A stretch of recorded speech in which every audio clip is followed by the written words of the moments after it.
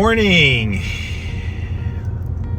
I am leaving the hospital after a 12-hour shift. I love those. They just put me in such a good mood because I always want to go to the gym after working that long. Always.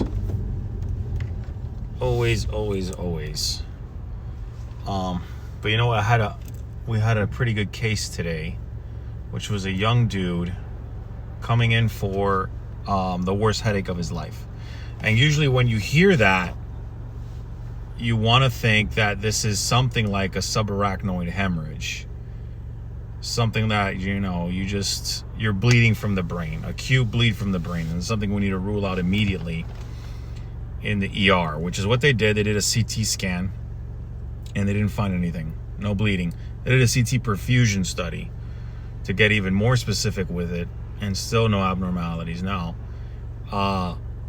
the code of law or the guidelines recommend if this keeps happening, then you need to do a lumbar puncture to further rule out that this is a subarachnoid hemorrhage. And now this makes it difficult for me because I'm ending my shift. His headache is still there. It's a little better. He's more talkative with me, and my suspicion wasn't there to believe it was a subarachnoid hemorrhage because a perfusion study is a pretty good study to pick up something like that. And he had this weird history where he went to another hospital and he was evaluated there, and still no finding other than sinusitis at another place. So sinusitis can lead to headaches like that, sure. So he had phonophobia, which means that he just lights and sounds bother him. It's a fancy terminology that you get really snooty about when you start throwing them like that. But it's one of these things that it can go either which way, but you need to rule out what can immediately kill him.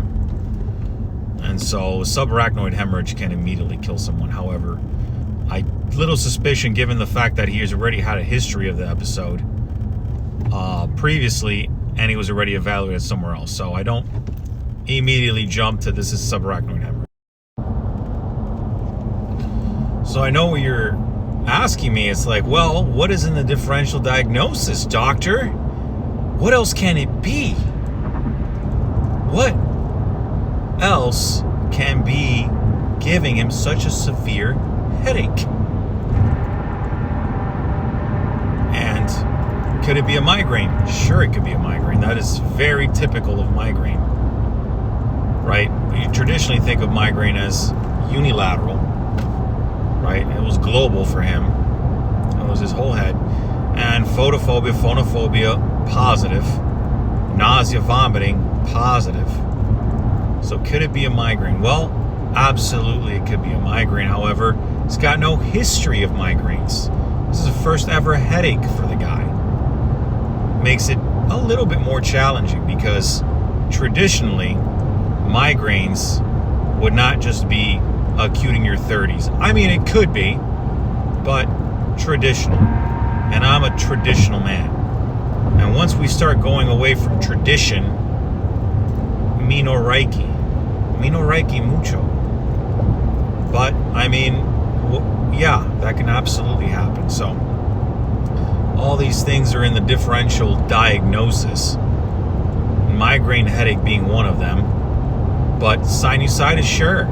How about meningitis? Doctor? Could it be meningitis? Inflammation of the meninges and the cerebral spinal fluid and all that jazz? Of course it can. But no evidence of fevers at home per him, but he did have some slight chills. And just to throw it in, just like, I was like, oh, if he's got no fevers, can't be meningitis. But then he throws in the slight chills at me.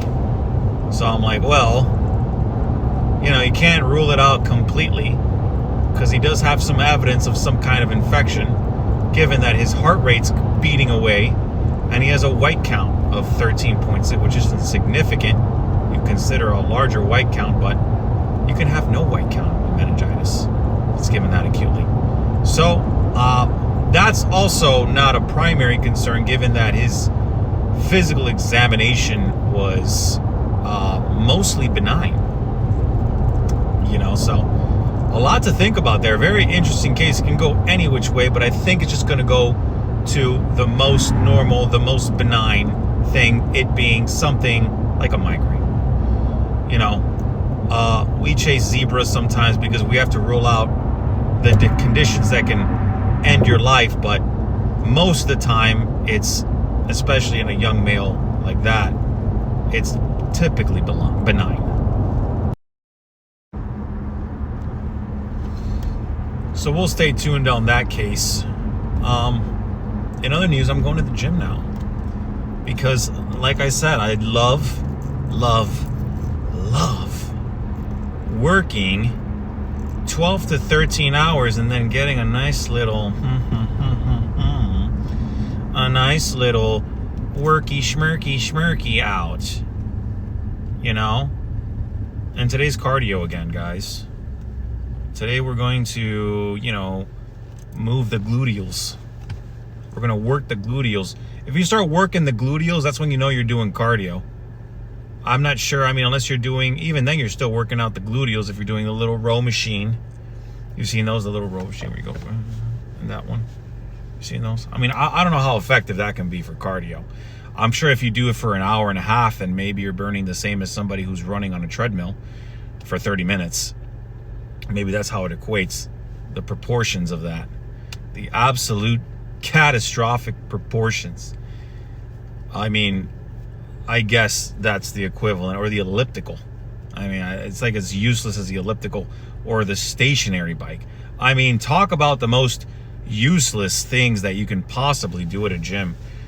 The row machine, elliptical, and the stationary bike being competitors for the most useless, because unless you're doing 3 hours of the thing, do you really have an effective workout? But no, we're gonna do the little Stairmaster, where you're doing the little stairs, and you're just like, oh, the stairs, yeah. It's like the bitch way to go out of the cardio regimen.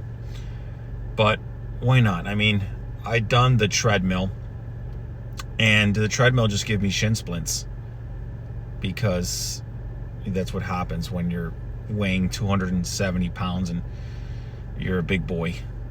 And it gets so mind-numbingly boring on the treadmill. So what I do is I just do my little podcasts, and I start to do that workout instead. And it's effective. It's effective. 45 minutes of that is the equivalent of, I want to say, 30 minutes of just pure running. So we're going to do that. And I'm going to be a happy camper afterwards, because that means I get to go to bed at 10 in the morning and wake up at 5 o'clock. Well, let's see, 4 to 5 o'clock in the afternoon to do it all over again for my night's block. How fun is that? It's absolutely fun. But that's the plan for today.